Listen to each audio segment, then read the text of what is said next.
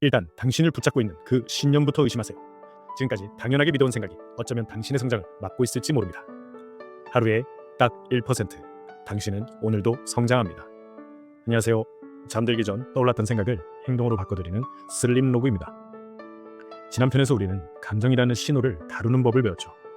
그 감정을 해석하고 조종할 수 있을 때 더 이상 우리는 무기력한 존재가 아니었습니다. 그런데 여러분, 감정을 유발하는 근본적인 구조가 있다는 사실 알고 계셨나요? 그것은 바로 신념입니다. 이러한 개인의 신념이 달라지면 감정도 행동도 함께 달라지죠. 문제는 이겁니다. 우리는 그 신념이 틀릴 수 있다는 사실조차 인식하지 못한 채 살아간다는 겁니다. 자, 지금부터 우리는 토니 라빈스의 통찰력을 담은 내 안에 잠든 거인을 깨우라 속 저자의 시선에 제 생각을 담아 우리의 삶에 투영해 보겠습니다. 내가 처음 내 신념에 의문을 품게 된 건 인생에서 가장 바닥을 경험하던 시기였다. 모든 것을 잃은 것 같았고 무엇을 시도해도 안 될 것만 같았다. 그때 나는 스스로에게 이렇게 말했다. 나는 원래 이런 사람이야. 나는 절대 성공할 수 없어. 그냥 이 정도가 내 한계인 거지. 이 문장들은 단순한 생각이 아니었다. 그건 마치 철조망처럼 내 삶 전체를 감싸고 있는 무형의 감옥이었다. 내가 행동을 취하지 못했던 이유, 실패를 두려워한 이유, 기회를 지나치게 만든 이유, 그 모든 것의 중심에는 나 자신에 대한 믿음, 다시 말해 신념이 있었다. 이후 나는 깨달았다. 진짜 나를 가두고 있었던 건 외부의 조건이 아니라 내가 반복해서 믿어온 내면의 목소리였다. 사실 그 누구도 내게 너는 안 돼 라고 말한 적이 없었다. 그런데도 나는 스스로에게 매일같이 그렇게 선언하고 있었던 것이다. 여러분은 혹시 이런 말 하루에도 몇 번씩 떠올리지 않는가? 나는 원래 의지가 약해. 나는 절대 사업 같은 건 못해. 나는 성격상 리더가 될 수 없어. 이런 말들이 실제로는 여러분의 삶을 설계하고 결정짓는 명령을 하는 사실이다. 사실 신념은 타고나는 게 아니다. 신념은 만들어진다. 그리고 그 방식은 매우 단순하여 두 단계를 거친다. 첫째는 반복되는 언어 단계이다. 사람은 스스로 자주 하는 말을 믿기 시작한다. 나는 원래 이런 사람이야. 나 같은 사람은 안 어울려. 이 문장들은 반복될수록 자기 이미지를 구축하고 행동 반경을 제한한다. 둘째는 감정의 결합 단계이다. 말을 할 때 강한 감정이 동반되면 그 말은 신념이 된다. 예를 들어 어린 시절 발표하다가 조롱당한 경험이 있다면 나는 발표를 못해. 라는 말은 단순한 의견이 아니라 감정이 각인된 신념이 된다. 그리고 우리는 그 신념을 진실로 착각한다. 나는 이것을 내면의 프레임이라고 표현했다. 이 프레임이 만들어지는 과정은 무의식적이기 때문에 스스로 그 존재조차 인식하지 못한 채 평생을 갇혀 살아가는 사람들이 많다. 한계는 바깥이 아니라 머릿속에 있다는 말. 그건 멋진 문장이 아니라 생존 전략이다. 왜냐하면 신념을 바꾸는 순간 행동이 달라지고 행동이 달라지면 인생이 바뀌기 때문이다. 나는 그걸 수많은 성공자들에게서 봤다. 일론 머스크는 이렇게 말했다. 대부분의 사람들은 스스로 한계를 설정한다. 나는 그 한계를 무시했을 뿐이다. 워렌 버핏 역시 이렇게 말했다. 내가 평범한 배경에서 시작했지만 부자가 될 수 있었던 건 나 자신에 대한 믿음을 선택했기 때문이다. 그들은 더 똑똑해서가 아니었다. 단지 자신을 믿는 방식이 달랐던 것이다. 심리학에서도 이를 뒷받침하는 실험이 있다. 로젠탈과 제이콥슨의 피그말리온 효과 실험을 보면 선생님이 어떤 아이를 우수한 학생이라고 믿으면 그 아이는 실제로 성적이 상승하는 결과를 보였다. 즉, 믿음은 행동을 바꾸고 그 행동은 현실을 바꾼다. 이처럼 우리는 신념이 사실이든 아니든 그것을 현실처럼 받아들인다. 그래서 잘못된 신념을 제거하지 않으면 우리는 내가 짜놓은 각본 속에 갇힌 채 살아가게 된다. 나는 이 신념의 재프로그래밍을 위해 세 가지 전략을 제시했다. 첫 번째, 식별이다. 나를 막고 있는 신념은 무엇인가? 나는 무능하다. 나는 실패할 운명이다. 이런 말들이 떠오를 때 그 문장을 명확히 적어보는 것부터 시작하라고 한다. 두 번째, 반박이다. 이 신념이 절대적 진실이라는 증거는 무엇인가? 반대로 이 신념이 틀렸다는 증거는 또 어떤 게 있는가? 의도적으로 의심해야 한다. 세 번째, 재프로그래밍이다. 기존 신념을 대체할 새로운 신념은 무엇인가? 나는 끈기 있는 사람이다. 나는 도전을 즐길 줄 아는 사람이다. 이처럼 내가 원하는 정체성을 만들어내고 매일 그것을 선언하라고 조언했다. 이건 단순한 긍정문이 아니다. 의식적으로 믿음을 다시 쓰는 작업이다. 핵심은 이거다. 신념은 진실이 아니다. 신념은 선택이다. 그리고 그 선택은 오직 당신만이 할 수 있다. 다시 한번 질문한다. 지금 당신이 가장 자주 떠올리는 나는 어떠한 사람이다 라는 말은 무엇인가? 그 말이 과연 진실인가? 아니면 습관인가? 나는 한때 누군가 내게 너는 왜 그렇게 부정적이야? 라고 묻는 것조차 불쾌했던 시절이 있었다. 왜냐하면 나는 스스로를 현실적인 사람이라고 굳게 믿고 있었기 때문이다. 나는 긍정적인 말, 희망적인 시선, 꿈 같은 말들이 다 허상이라고 생각했다.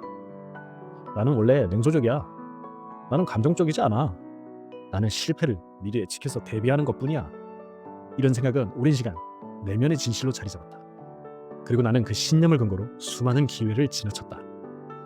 새로운 시도는 항상 어차피 안 될 거야 라는 결론으로 이어졌고, 사람들과의 관계 역시 어차피 오래 안 가 라는 생각으로 스스로 멀어지곤 했다. 그런데 어느 날 나는 전혀 예상치 못한 충격을 받았다. 코칭 세션 중 한 내담자가 나를 향해 이렇게 말한 것이다. 당신은 제가 스스로 만든 틀에 갇혀 있다는 것 같다고 말했는데 그 말 선생님 자신에게도 해당되는 거 아닌가요? 그 순간 나는 멈춰섰다. 맞다. 나는 내가 만든 현실적이라는 신념 속에 갇혀 한 번도 그 틀을 깨려고 하지 않았던 것이었다. 그날 이후 나는 내 삶을 통제하는 가장 강력한 변수를 찾아 나섰다. 그리고 결국 신념이라는 구조에 닿게 되었다. 여러분은 이런 문장이 익숙하진 않은가?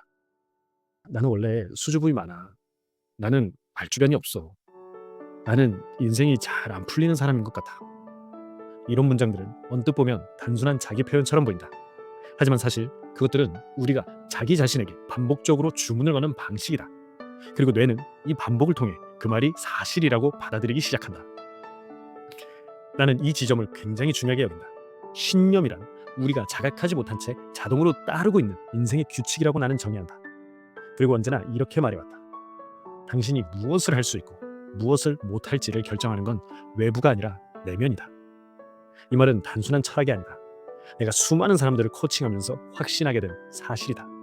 사람들은 자신이 만든 규칙 속에서 스스로를 제한하고 그 규칙이 목표와 인간관계, 습관, 심지어 감정 반응까지도 통제하고 있다는 사실을 모른 채 살아간다. 나는 신념을 바꾸기 위해 두 가지 중요한 행동을 반복했다. 첫째는 신념의 정체를 글로 적는 것이다. 내가 믿고 있는 모든 문장을 적어봤다. 그리고 그 문장들이 어디서 왔는지 되짚었다. 놀랍게도 대부분의 신념은 내 경험이 아니라 타인의 말에서 시작된 것들이었다. 너는 너무 느려. 넌 그렇게 하면 안 돼. 그건 내가 할 수 있는 게 아니야. 이런 문장들이 부모, 교사, 친구, 심지어 지나가는 어른들에게서 들은 말들이었고, 나는 그것을 그대로 받아들였던 것이다. 단지 반복된 말이라는 이유만으로 그것을 사실처럼 믿게 된 것이다. 둘째는 기록한 신념을 현실과 비교해보는 일이었다. 예를 들어, 나는 의지가 약해. 나는 신념이 있었다면 정말 내가 끝까지 해낸 일이 단 한 번도 없었는지 목록을 적어봤다. 그러자 예상과는 다르게 나는 책을 끝까지 읽은 적도 있었고 다이어트를 성공한 적도 있었다. 이 순간 깨달았다. 내 신념은 사실이 아니라 편향된 기억의 집합이었다는 것을 말이다. 이 지점에서 스탠포드 대학교 심리학자 캐롤 드웨 교수의 이론이 유용하게 쓰인다. 그녀는 인간이 어떤 신념을 가지느냐에 따라 학습과 성장이 결정된다고 봤다. 고정형 사고방식을 가진 사람은 실패를 자신의 한계로 받아들이고, 성장형 사고방식을 가진 사람은 실패를 배움의 기회로 본다고 말한다. 이 연구는 전 세계 교육계에 혁신을 일으켰고, 지금도 많은 기업에서 인재 선발 시 이 사고방식을 판단 기준으로 삼는다. 그만큼 신념은 사고방식 전체를 설계하는 설계도와 같다. 그리고 그 설계도는 바꿀 수 있다. 성공한 사람들 역시 이 진리를 이미 알고 있었다. 코비 브라이언트는 이렇게 말했다. 자신에 대한 믿음이 없다면 그 누구도 당신을 믿지 않는다. 이들은 특별히 용기 있는 사람들이 아니었다. 다만 스스로를 어떤 사람으로 믿을지를 자신이 선택했을 뿐이다. 나는 매일 아침 새로운 신념을 선언한다. 나는 도전하는 사람이다. 나는 오늘 더 나아질 수 있는 사람이다. 나는 내가 정한 인생의 주인이다. 이 문장들이 하루아침에 내 신념을 완전히 바꾸진 못한다. 하지만 이 문장들을 반복하는 일은 기존의 틀을 조금씩 흔들었고 결국 내 행동을 바꾸기 시작했다. 여러분께 질문한다. 당신이 지금까지 사실이라고 믿어온 말 중 다시는 믿고 싶지 않은 문장은 무엇인가? 그 문장을 지우고 이제 어떤 새로운 문장으로 교체할 것인가? 핵심은 이것이다. 신념은 기억의 편집본일 뿐 운명이 아니다. 몇 년 전 나는 한 남자를 만났다. 그는 겉보기엔 평범한 중소기업의 사장이었지만 이야기를 나눠보면 그의 과거는 결코 평범하지 않았다. 10대 시절 그는 반복된 실패와 낙오로 인해 주변 누구에게도 인정받지 못했다. 학교에서 낙제, 친구들과의 단절, 가정에서조차 문제 취급을 받으며 자랐다. 그런 그가 자신의 첫 사업을 시작하게 된 건 어느 평범한 강연장에서였다. 그는 내 강연에서 신념이 운명을 지배한다는 말을 듣고 고개를 푹 숙이고 있었다. 강연이 끝난 후 그는 나를 찾아왔다. 정말 신념이 바뀌면 제 삶도 바뀔 수 있을까요? 나는 대답했다. 그걸 믿는 순간부터 이미 바뀌기 시작합니다. 그는 이후 3개월 동안 자신이 가진 신념들을 하나하나 정리하기 시작했다. 나는 머리가 나쁘다. 나는 항상 중간에서 끝난다. 나는 책임감이 없다. 그 문장들을 적고 그 신념이 진짜인지 아닌지를 스스로 묻고 검증하고 바꾸는 작업을 반복했다. 그리고 1년 후 그는 작은 온라인 판매업을 시작했고 지금은 전국 유통망을 가진 기업의 CEO가 되었다. 그는 말한다. 제가 바꾼 건 현실이 아니라 생각입니다. 그리고 그 생각이 현실을 바꿨습니다. 여러분은 어떤 신념을 바꾸었을 때 가장 큰 변화를 느꼈는가? 혹은 여전히 당신을 붙잡고 있는 익숙하지만 불편한 신념은 무엇인가? 신념은 사실이 아니면 대부분 반복된 생각의 결과라는 사실을 기억해야 한다. 더 정확하게 말하면 신념은 뇌가 편리함을 추구하기 위해 만들어낸 단축키이다. 우리 뇌는 반복되는 정보를 진실로 간주하는 경향이 있다. 이것은 인지심리학에서 말하는 확증 편향의 대표적인 사례다. 즉, 뇌는 기존에 믿고 있던 것을 강화시킬 만한 정보에만 주목하고 그에 반하는 정보는 무시하거나 축소한다. 그래서 나는 리더십이 없어 라는 신념을 가진 사람은 자신이 리더 역할을 한 긍정적인 경험은 기억하지 못하고 단 한 번의 실수는 평생 기억하게 된다. 나는 이런 편향에서 벗어나기 위해 의도적인 노력을 습관화했다. 하루에 한 번 내가 그날 스스로에게 한 말을 돌아보는 것이다. 예를 들어 나는 오늘 집중이 안 돼 라는 말을 반복했다면 그 말이 단지 상황에 대한 묘사였는지 아니면 나에 대한 신념 선언이었는지를 분석해본다. 그리고 내가 원하지 않는 신념을 발견했을 때 나는 그것을 새로운 문장으로 바꿔 말한다. 나는 오늘 좀 집중이 안 됐지만 내일은 더 나아질 거야. 나는 지금 이 순간부터도 다시 시작할 수 있다. 이런 훈련은 마치 근육을 단련하는 것과 같다. 신념도 훈련의 대상이다. 처음엔 불편하고 부자연스럽지만 반복하면 새로운 신념이 뇌의 자동 반응으로 자리 잡는다. 그 결과 나 자신뿐 아니라 수많은 사람들의 삶이 바뀌는 것을 보았다. 신념을 바꾼 순간 사람들은 더 이상 실패를 두려워하지 않았다. 거절을 상처로 받아들이지도 않았다. 자신에게 기회를 주기 시작했다. 이것은 마치 같은 세상에서 전혀 다른 렌즈로 세상을 보는 변화였다. 스티브 잡스는 이런 말을 남겼다. 세상을 바꿀 수 있다고 믿는 사람들이 진짜 세상을 바꾼다. 그가 말한 믿음은 단지 희망적인 생각이 아니다. 현실보다 먼저 스스로에게 선언하는 선택된 신념이다. 그리고 그 신념은 결국 현실을 끌어당긴다. 마틴 셀리그만 박사의 긍정심리학 연구에 따르면 자신의 미래를 낙관적으로 믿는 사람들은 우울, 불안, 무기력을 경험할 확률이 현저히 낮다고 한다. 이는 단순한 마음가짐이 아니라 뇌의 생리적 반응에도 영향을 미치는 실질적인 신념의 효과다. 결국 우리는 매일 선택의 기로에 서 있다. 기존의 신념을 계속 따를 것인가? 혹은 새로운 신념을 주입하며 내 인생의 방향을 바꿀 것인가? 나는 매일 아침 나 자신에게 이렇게 묻는다. 나는 누구인가? 그리고 매일 새로운 답을 내린다. 그 답이 바로 내 인생을 이끄는 내비게이션이 되기 때문이다. 핵심은 이것이다. 신념은 정체성이 아니다. 신념은 선택이고 습관이다. 지금 믿고 있는 그 말들이 10년 후에도 당신을 정리할 수 있을 만큼 강력한 것인가? 아니면 이제는 바꿔야 할 낡은 사고의 잔재인가? 우리가 믿는 말 한 줄이 인생의 방향을 바꾼다는 사실 이제 느껴지시죠?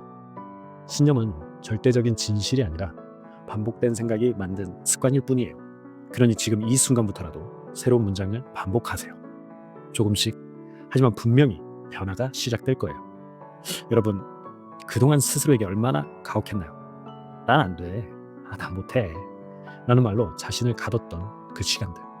이제는 그 틀을 깨야 할 시간이에요. 당신은요, 생각보다 훨씬 더 강하고 유연한 존재예요. 그리고 그 잠든 거인을 깨우는 건 오직 당신의 선택이에요. 자, 마지막으로 오늘도 자신의 다짐을 한 줄 댓글로 적고 시작할게요. 하루에 딱 1%. 오늘도 나는 성장한다. 오늘도 여러분의 성공을 응원합니다. 슬림로브였습니다.